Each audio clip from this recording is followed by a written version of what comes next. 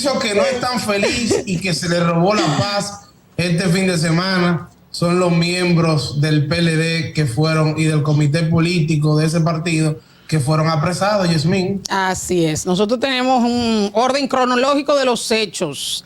Aunque ya a esta hora mucha gente ya está informada, pero tengo un orden cronológico de los hechos, que fue la madrugada del domingo, cuando la Procuraduría General de la República apresó a 3 exministros. ¿Y por qué tú recalcas que fue de noche? Porque hay que apresarlos de noche. ¿Quién ha dicho que necesariamente a personas que no tienen el peligro de fuga latente hay que apresarlos de noche? Desconsiderarlos de esa forma. Yo tengo algo, y ahí hay una aclaración, y tal vez ustedes tienen la información un poquito más acabada que la que yo tengo. Porque lo que tengo entendido es que el apresamiento no se realiza al momento de los allanamientos, sino que estas personas habían sido citadas a la Procuraduría General de la República para un interrogatorio y simplemente lo que hace es que no se les permite ir. Ejecutan la orden de arresto que tenía la Procuraduría. Tengo entendido que no fueron detenidos de manera presencial en sus casas. Ahí ustedes me aclararán, porque esa es la información al menos que yo manejaba hasta este momento. Al momento yo también entiendo lo contrario a ti, Manuel. Yo creo que sí fueron apresados en sus casas y entonces queda un estigma o una marca indeleble en las familias de esas personas que no tienen nada que ver con este proceso. Entonces imagínate un niño que ve a su padre, a su tío, a su vecino, que lo están apresando en horas de la noche, en horas que se supone que la familia está descansando, cuando tú lo puedes citar y citarlo ahí en la Procuraduría en presencia de su abogado y decirle, señor, mire, este es su orden de arresto, está arrestado por tal y tal situación, tiene derecho a un abogado, tiene derecho a guardar silencio, le lee sus derechos, pero ir a su casa a allanarlo y arrestarlo, porque ¿para qué un allanamiento, por ejemplo, Manuel? ¿Para sí, qué? no, claro. Totalmente, yo coincido contigo. Si esa fue la forma en que se realizó, coincido contigo. No hay necesidad de usted tener que ir a su casa como han hecho en todos los casos anteriores. Sobre todo, de que son personas que están perfectamente ubicables y que han ido a otros interrogatorios a la Procuraduría General de la República y que no se hace necesario usted tener que ir con una orden de arresto a ejecutarla. Porque se constituye en una desconsideración. Se constituye en una desconsideración. Entonces, todavía estas personas son inocentes hasta el día que una sentencia irrevocablemente juzgada los condene. Claro. Bueno, estamos hablando de los exministros José Ramón Peralta, administrativo de la presidencia, Gonzalo Castillo de Obras Públicas, quien también fue candidato presidencial del PLD, y Donald Guerrero, además de otros exfuncionarios detenidos. 2 de ellos son miembros del comité político del Partido de la Liberación Dominicana, además figuras cercanas a Danilo Medina. Como la 4ª vez que se abre un caso de corrupción que cerca del expresidente. Recordamos miembros de la seguridad, del hermano del expresidente y también, a ver, ¿cuál es el tercer caso? Y su hermana también, que es el mismo, ¿sí? Bueno, y el caso de Jean Alain, que es el caso Antipulpo. Pero ahora viene la segunda parte, Yasmín y Manuel. Ahora viene la segunda parte. Prisión preventiva, el automático. Una prisión preventiva para personas que tienen arraigo. Esa segunda parte, Siri, lo quería comentar. Que así como yo te digo que no es necesario tú tener que ir a la casa, ir en horas de la madrugada, sí quiero valorar de manera positiva el hecho de que, si te fijas, las imágenes del apresamiento que se han divulgado en esta ocasión han sido mínimas o prácticamente inexistentes. En los otros casos de corrupción que han sido liderados incluso por doña Miriam, Wilson Camacho, Jenny, este Ministerio Público, si usted se fija, todo queda grabado, el momento en que van y lo apresan, y las imágenes invitan a la prensa. Son múltiples. No, y hasta si estaba en ropa interior, si estaba en pantalones cortos. El documental que hizo Jean Alain cuando apresó a los implicados en el caso de Odebrecht.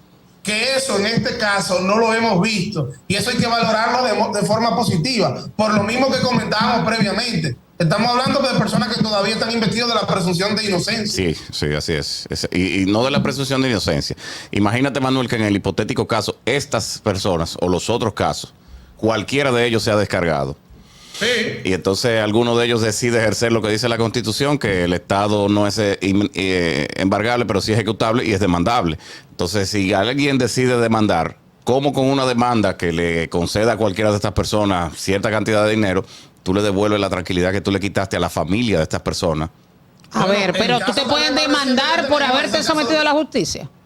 Si hay un sometimiento ilegal Si y que no fue probable y que se demuestre en Pero ya con el allanamiento tú infieres que pero ya después que el proceso pasa. Ah, cuando el proceso pasa. Porque el allanamiento per se no es una violación de los derechos, ¿o sí? No es una violación, y más aún si está autorizado por un juez. Un juez la puede autorizar. El proceso más reciente que tenemos, que podemos mencionar, es el de la Operación 13. Sí. El director de la lotería, al final del día, ha sido descargado. Todavía no es una sentencia firme, pero fue descargado. Y fue una persona que fue apresada, que tuvo 18 meses en prisión y que al final un juez ha declarado que es inocente, que no es culpable. Por insuficiencia de pruebas, así es. Correcto. Sí, pero en ese caso él no puede demandar al Estado. ¿Quién dijo que no? Pero el Estado tenía las atribuciones de someterlo. Sí, pero si él ¿Y por qué hubo un proceso irregular? ¿Eso es prisión preventiva? Si él puede de manera civil, no penal, decir, según el 148 de la Constitución, de que alguien le violó un derecho fundamental en un proceso en el cual él no tenía ninguna implicación, sí puede ser. Pero 18 meses, por tener 18 meses de prisión preventiva, ¿tú puedes alegar que te violaron un derecho? Sí, claro que sí, ¿por qué no? No se ha producido la primera sentencia en este país todavía. Sin embargo, la Constitución está ahí, el 148 de la Constitución. No, pero yo creo que la sentencia del Tribunal Superior Administrativo de una demanda de responsabilidad patrimonial contra el Estado de una persona que estuvo cumpliendo una medida de coerción de prisión preventiva, la podemos buscar, incluso traer aquí al programa, y que hay una condena contra el Estado Dominicano. Por haberle impuesto prisión preventiva. Prisión preventiva, sí, señor, y demandó. De manera irregular. ¿Pero qué es irregularidad de prisión preventiva? ¿Cuál es la diferencia entre irregularidad de prisión preventiva y prisión preventiva que no es irregular? Que no termine culpable. El hecho de que yo de manera irregular como Ministerio Público te someta a una prisión preventiva sin que yo tenga pruebas de lo que yo estoy alegando, por lo cual te estoy señalando. Entonces, pero se supone que al final, en el juicio de fondo, tú eres culpable o eres inocente, independientemente de la medida de coerción que te pusieron previamente. Sí, pero si porque el juez es que dice sí o no. Sí, pero si en el juicio de fondo, que en este caso es un tribunal colegiado, por el cúmulo, el caso que es complejo, si te descargan y tú puedes demostrar, como dice Manuel, ante el Tribunal Superior Administrativo, que hubo una prevaricación de parte del Ministerio Público, o sea, una maldad. Ya. O sea, que no fue verdad que tú cometiste los hechos, sino que fue a propósito para involucrarte en algo que tú no estabas, sí pudiera haber una sentencia como la que dice Manuel. Bueno, recordamos que no solamente pues fueron arrestados y allanados las viviendas del exministro de Hacienda, del administrativo de la presidencia y exministro de Obras Públicas, sino también del excontralor general de la República, Daniel Omar Camaño, el exdirector del Consejo Estatal del Azúcar, Luis Miguel Picirilo, el exdirector de Catastro Nacional, Claudio Silver Peña, y los exdirectores de Casinos y Juegos de Azar, Oscar Chalas Guerrero y Julián Omar Fernández. También fueron apresados Roberto Santiago Moquete, Agustín Mejía Ávila, Emil Dávila Fernández, Marcial Reyes, Alejandro Constanzo, Yajaira Brito Encarnación y Ana Linda Fernández. Se habla de un desvío de unos 19 mil millones de pesos, inclusive de sobornos a colmados, a casinos de juegos de azar, también de juegos de deportes, o sea que tenían que dar dinero a una estructura. Que me imagino que estas personas tienen que haberse querellado ya, en caso de que sea así. O sea, no sé si me entiendes. O sea, que el afectado, no el Estado, sino la persona particular, presentara una denuncia. Bueno, hay declaraciones por parte de propietarios. De hecho, vi en una declaración, en una publicación, en un diario nacional, de que decía hasta la cantidad que esa persona le había dado. Eso hay que probarlo. Todo lo que usted alega en justicia debe probarlo. No lo que sepamos, sino lo que podamos probar. Claro. Miren, señores, con lo que hablaba previamente al inicio del programa. Pero la prueba, espérate, no, porque yo espérate. Porque hay que probarlo, pero eso se prueba en el juicio.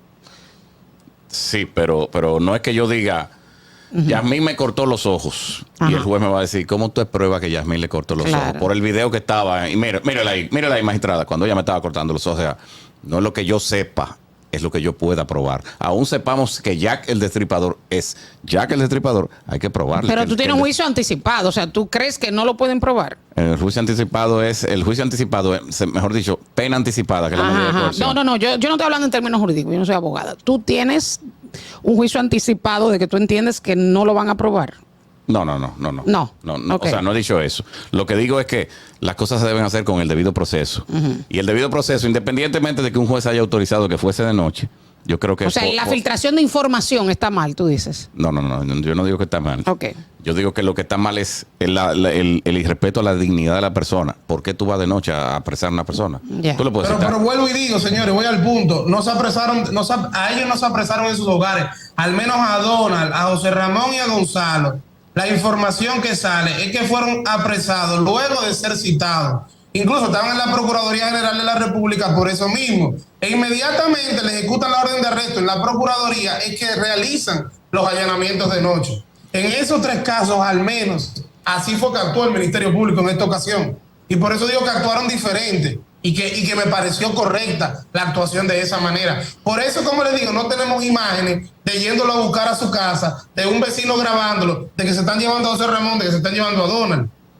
Mira, y la reacción de manifestantes del Partido de la Liberación Dominicana: rompieron cristales y policías lanzaron bombas lacrimógenas. Esto ocurrió esta mañana, luego de la reunión del Partido de la Liberación Dominicana. Que dieron una manifestación. Exacto, dieron fuertes declaraciones de que también Luis Abinader había recibido dinero en campaña y que habría que investigarlo a todos. A propósito de los heridos, está la diputada peledeísta Rudy Méndez Ñiñín, que resultó herida en momentos en que estos simpatizantes intentaron entrar por la fuerza al Palacio de Justicia. Me imagino que se reforzó la seguridad del Palacio de Justicia. Inmediatamente. También lo acompañó el ex vicepresidente de la República, Jaime David Fernández Mirabal. Y bueno, la herida que presenta esta legisladora es en la cabeza, y también el diputado Luis Enríquez la llevó a un centro de salud. Y hay un diputado también herido en una mano. Sí. Bueno, ¿realmente el Partido de la Liberación Dominicana pidió que se manifestaran o eso fue una manifestación espontánea? No sabría. Yo no sé pertenezco a ese partido, pero tú sabes cómo son las situaciones políticas aquí. La gente se enerva y entonces va y se manifiesta. Creo que no era lo más correcto necesariamente, pero ellos consideran que su líder, de una u otra forma, y así tú veías pancartas que decían: Gonzalo, estamos contigo, Gonzalo, está preso. No podemos olvidar que Gonzalo Castillo fue el candidato presidencial del PLD en las pasadas elecciones del año 2020. Es una persona que poca o mucha tiene cierto nivel de convocatoria. Al final eso es político. Ya estas personas frente al Palacio de Justicia, todo eso es político. Eso no tiene nada que ver ya con lo judicial. El Poder Judicial y el Ministerio Público que haga su trabajo y al final que salgan las consecuencias, ya sea a favor o en contra de estas personas. Lo que sí no deja de preocupar es que inmediatamente uno ve que capturan a X cantidad de personas del gobierno anterior ligados a escándalos de corrupción sin ni siquiera haberse conocido la medida de coerción. Ya a uno le llega a la mente de que los próximos 18 meses estas personas van a estar bajo una medida de coerción de prisión preventiva. Y ahí sí yo entiendo que no estamos actuando correctamente como Estado en sentido general, y lo he dicho en otras ocasiones, de que para mí no entiendo que la prisión preventiva no obligatoriamente es la medida de coerción idónea para estos tipos de casos. Tú sabes que lo que pasa, Manuel, es que lamentablemente el pueblo entiende que con la medida de coerción se hace justicia. Le cantaron 18 meses y la gente dice: ya se hizo justicia, se le cantaron 18, pero ni siquiera ha habido ni siquiera una acusación formal. Lo que hay una solicitud de medida de coerción, que es una solicitud de que la persona se vaya a presentar a todas las etapas del proceso. Entonces, personas como estos tres personajes, como el Procurador General de la República, que un juez se atreva a decir que no tiene arraigo y que por lo tanto debe permanecer en prisión preventiva 18 meses antes de que se le presente la acusación y se le pruebe que haya cometido algún ilícito. Entonces ni tú, ni yo, ni nadie tiene arraigo, porque ellos sí tienen arraigo. Sí lo tienen. Sí, y mira que lo que pasa es que está bien, le dan los 18 meses, a los 18 meses se vence el plazo y tienen que ponerlos en libertad o le varían la medida de coerción. Entonces ahí viene la decepción de la sociedad de que por no entender el proceso y por confundirse con que esto es una sentencia, que esto es una condena, entonces dice: miren, al final no se logra nada. No pasó nada. Creo que hay que manejar un poco, y yo creo que el Ministerio Público tiene gran responsabilidad, porque el Ministerio Público tiene que manejar un poco las expectativas en cuanto a lo que esperan de cada una de las etapas del proceso. Y aparte de manejar las expectativas, tratar de ser un poquito más cautelosos, sobre todo en este caso. Veo que han iniciado un poquito diferente y eso yo lo veo positivo. Y creo que posiblemente responde a las directrices que ha bajado doña Miriam en los últimos meses dentro del Ministerio Público. Bajando ciertos humos. Claro, bajando ciertos humos. Y yo creo que así debe ser el accionar del Ministerio Público. Porque si no, pasa lo que hemos visto. Tenemos un caso blindado. Al final, cuando llegamos a juicio de fondo, no aparece el tal blindaje de ese caso. No, y la gente, eso genera mayor desconfianza en la gente, en la justicia independiente. Claro. Y de hecho hay muchas personas que están desesperanzadas. ¿Cómo fue que tú dijiste? La supuesta justicia independiente. No he afirmado. No hay justicia independiente. Bueno, pero genera desconfianza en la gente en ese término. De hecho, la gente no confía en el proceso. El proceso va a ser muy largo. O sea, me imagino que cuando llegue a juicio de fondo... complejo, bastante grande. Caso complejo. O sea, va a llevar un momento de cansancio. Y de hecho, cuando empiece el juicio de fondo, supongo que ya hasta habrá acabado el gobierno. O sea, a ver, 18 meses más. Ni siquiera la fase preliminar culminaría con este gobierno. Sería en otro gobierno. La preliminar que va antes del juicio de fondo. Bueno, nosotros vamos a una pausa. Cuando retornemos, seguiremos hablando de este tema. ¿En qué pasa RD con Soraya Castillo? Volvemos en breve. Comunicación objetiva, veraz, comprometida y sin ataduras. ¿Qué pasa? Con Soraya Castillo.